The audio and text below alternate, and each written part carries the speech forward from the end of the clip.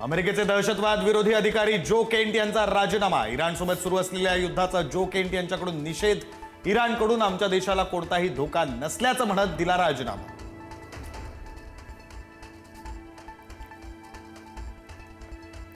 Trump यांना पुन्हा European देशांचा ठेंगा। होर्मुझमध्ये युद्धनौका पाठवण्यास दुसऱ्यांदा ठाम नकार। जर्मनी, ब्रिटन, इटलीसह प्रमुख देशांनी झुगारली ट्रम्पची मागणी।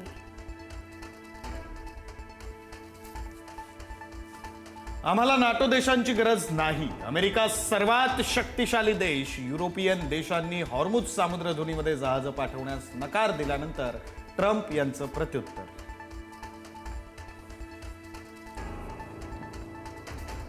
इराणच्या हल्ल्यात अमेरिकेचे 200 सैनिक जखमी। इराण विरुद्धच्या युद्धात आतापर्यंत अमेरिकेचे 13 सैनिक ठार।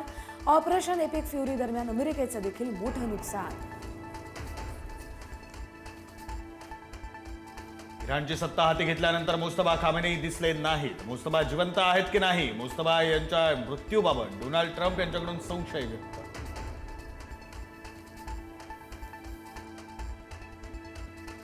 अमेरिकेकडून इराणच्या लष्करी तळांवरील कारवाई अधिक तीव्र। इराणी लक्ष्यांचा शोध घेऊन उद्ध्वस्त करण्याची अमेरिकेची मोहीम। इराणचा यूएईवर मोठा प्रहार। शारजा शहराच्या औद्योगिक भागामध्ये भीषण स्फोट।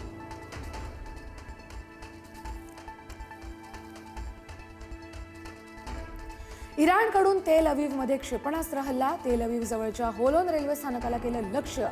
रेल्वे रूळ आणि स्थानकाच्या पायाभूत सुविधांचं मोठं नुकसान।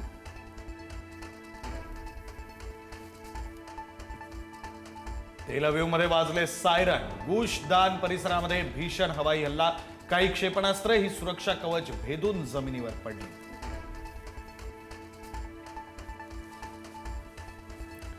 आखाती युद्धामुळे गहू आणि डाळ महागली। गहू आणि डाळींच्या दरात 2 ते 3 रुपयांची वाढ। सर्वसामान्यांच्या खिशाला कात्री।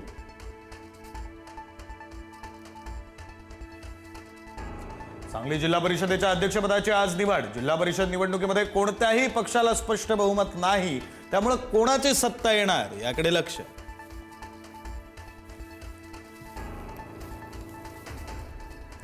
पुणे जिल्हा परिषदेच्या अध्यक्ष उपाध्यक्षपदासाठी आज निवडणूक।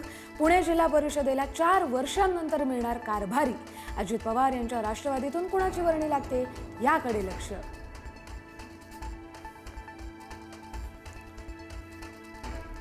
राज्यामध्ये मुलींच्या कॉलेजची संख्या वाढणार। राज्यात 38 महिला पदवी महाविद्यालयांना मंजुरी। सर्व महाविद्यालय एसएनडीटी विद्यापीठाशी असणार संलग्न।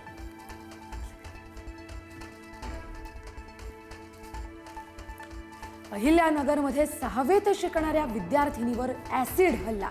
संगमनेरच्या वडगाव पानमधली संतापजनक घटना। विधानसभेत आज मुद्दा उपस्थित होण्याची शक्यता।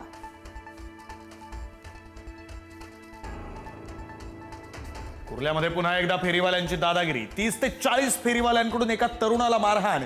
पश्चिम रेल्वे स्थानक परिसरातील आकाश टॉकीज परिसरात झाला राडा।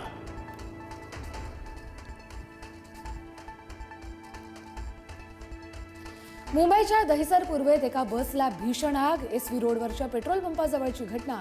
आगीचं कारण अद्याप अस्पष्ट।